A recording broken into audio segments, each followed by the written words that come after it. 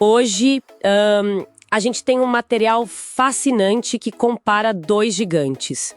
Tony Stark, o Homem de Ferro, e Bruce Wayne, o Batman. Dois ícones, né? Sim, ambos bilionários, gênios, só que sem superpoderes de nascença. Definidos ali pelas suas criações, pela humanidade deles. Exato. E as fontes que a gente recebeu, artigos, análises de personagem, umas notas, provocam a gente a ir além daquela pergunta clássica de quem venceria uma luta. Já deu, né? Pois é, a missão aqui é destrinchar qual dos dois teve, assim, o desenvolvimento de personagem mais profundo. Ou talvez mais completo. É uma pergunta excelente. Porque, bom, desenvolvimento pode ser visto de formas diferentes, né?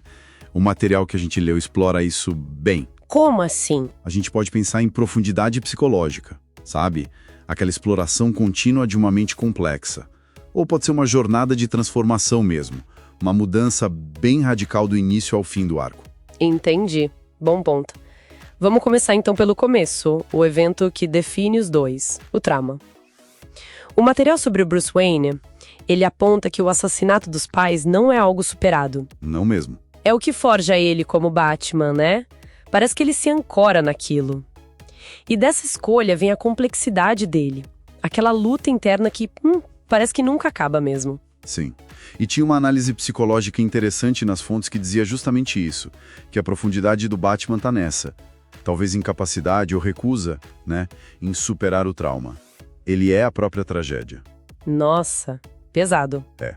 Mas isso permite essa exploração sem fim da psique dele, um estudo de personagem que não para. Já com o Tony Stark, o trauma inicial que as fontes trazem é outro lance, né? É o cativeiro e, a ficha caindo de que a genialidade dele estava servindo para a destruição. Isso.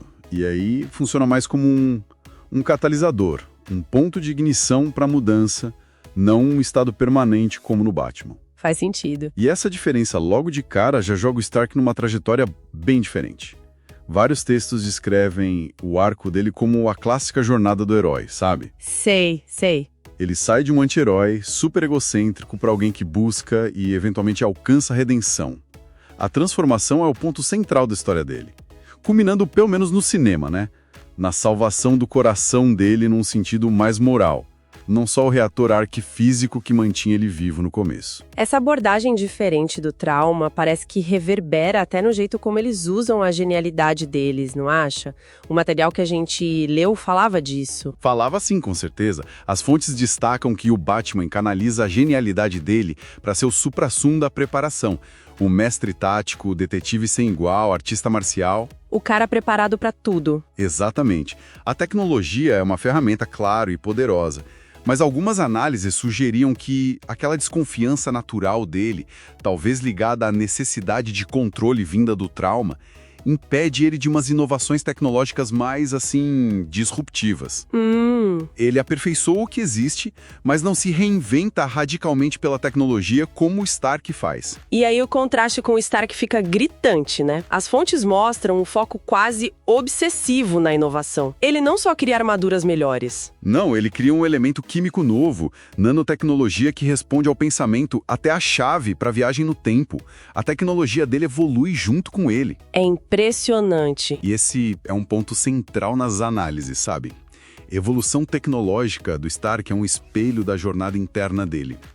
Tinha um artigo bem legal que apontava como até os erros gigantescos dele, tipo o Ultron. Nossa, Ultron. Pois é. Até isso é parte crucial da transformação.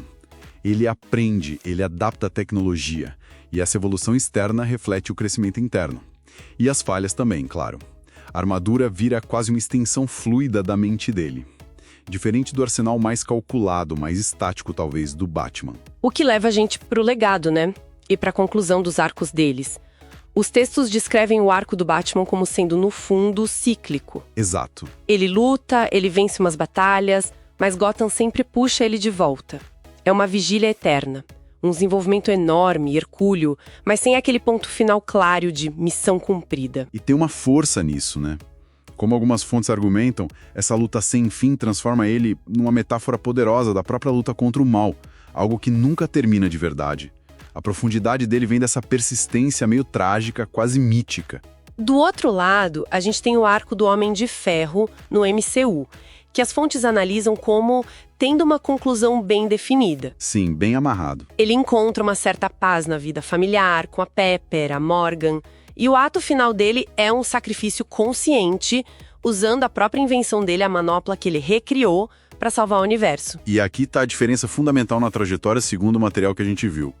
É a transformação completa, do playboy egocêntrico para o mártir altruísta que encontra propósito no amor, no sacrifício. Uma redenção total. Isso.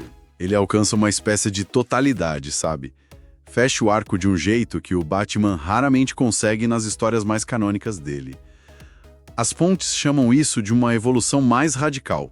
Então, resumindo um pouco a análise que saiu das fontes, se a gente está buscando profundidade psicológica, aquela exploração contínua do conflito interno, talvez o Batman ofereça mais material, né?